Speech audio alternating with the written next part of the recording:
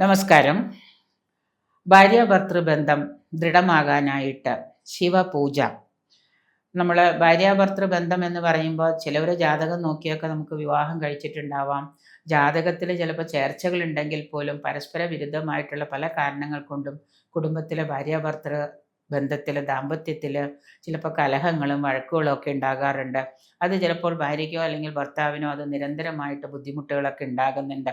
നമ്മൾ ഈ തിങ്കളാഴ്ച വ്രതം എന്ന് പറയുന്ന സോമവാര വ്രതമുണ്ട്. അത് വിവാഹം കഴിക്കാൻ വേണ്ടി മാത്രം, വിവാഹം നടക്കാൻ മംഗല്യസിദ്ധിക്ക് വേണ്ടി മാത്രമല്ല, തിങ്കളാഴ്ച വ്രതം നോറ്റ് നമുക്ക് ശിവപൂജ നടത്തിയാൽ ഭാര്യാഭർതൃ ബന്ധം, ദാമ്പത്യ ബന്ധം സുദൃഢമാകാനൊക്കെ ആയിട്ട് സാധിക്കും. എന്ന് വെച്ചാൽ പ്രാണപ്രേയസിയായ ദാക്ഷായണിയുടെ ദേഹത്യാഗം നിമിത്തം തീവ്രവൈരാഗിയായ ദക്ഷിണാമൂർത്തിയെ കൊണ്ട് തൻ്റെ ഭർതൃപദവം പാർവതി സ്വീകരിക്കുന്നുണ്ട്. അങ്ങനെ പാർവതി അത് ഭർതൃപദവി സ്വീകരിച്ചു കഴിയുമ്പോൾ ആ തിങ്കളാഴ്ച നൊയമ്പ് കൊണ്ട് മഹാരാജപുത്രിയായ സീമന്തിനി തൻ്റെ വൈദവ്യം നീങ്ങിയതും നമുക്ക് പുരാണങ്ങളിൽ നമ്മൾ വായിച്ചിട്ടുണ്ട്.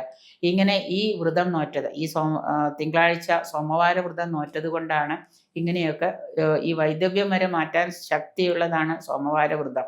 പക്ഷേ ഈ വ്രതം നോൽക്കുമ്പോൾ എന്ന് വെച്ച് കഴിഞ്ഞാൽ ഒരു പ്രത്യേകതയുള്ളത്, അതിരാവിലെ എഴുന്നേറ്റ് കുളിച്ച് ഭസ്മമൊക്കെ തൊട്ട് നമ്മൾ വെള്ള വസ്ത്രമൊക്കെ ധരിച്ച് ശിവക്ഷേത്രത്തിൽ പോയി അവിടെ നിന്ന് ഏതെങ്കിലും നേദിച്ച് ഭക്ഷണമൊക്കെ പൂർണ്ണ ഉപവാസം എടുക്കണം. അവിടെ നിന്ന് ശിവക്ഷേത്ര ദർശനം നടത്തി പറ്റുമെങ്കിൽ രുദ്രാക്ഷം വരെ ധരിക്കാമെന്നാണ് പറയുന്നത്. അപ്പോൾ എന്നിട്ട് പൂർണ്ണ ഉപവാസം എടുത്ത് ഉപവാസത്തിന് ശേഷം വൈകുന്നേരം വീണ്ടും നമ്മൾ ശിവക്ഷേത്ര ദർശനം നടത്തുക.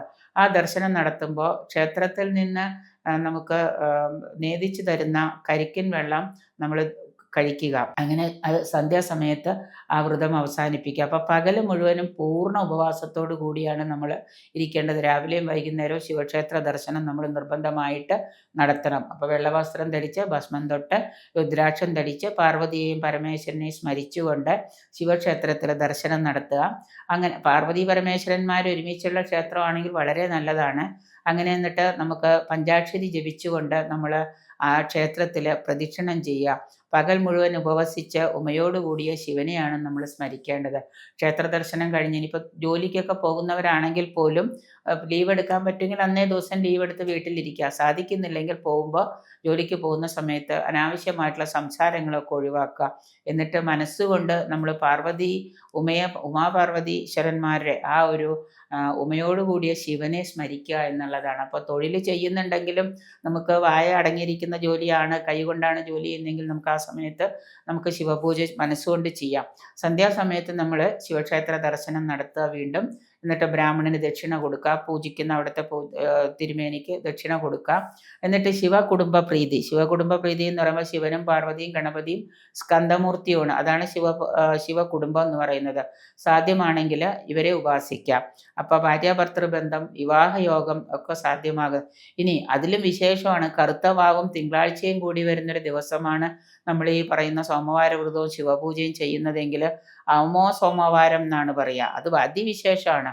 അതെടുത്താലും നമുക്ക് ഒരു വർഷത്തേക്കുള്ള, അങ്ങനെ വരുന്ന ഒരു തിങ്കളാഴ്ച നിങ്ങൾ സോമവാരം എടുത്താലും ശിവപൂജ ചെയ്താൽ നമുക്ക് ഭാര്യാഭർതൃ ബന്ധത്തിൽ ഒരുപാട് ദൃഢതയുണ്ടാവും. അപ്പം വളരെ വിശേഷിച്ച് ഇങ്ങനെ ചെയ്യുന്നത് വളരെ ഉത്തമ ഔഷധം തന്നെയാണ് ഇത്തരത്തിലൊക്കെ ചെയ്യാന്ന് പറഞ്ഞാൽ.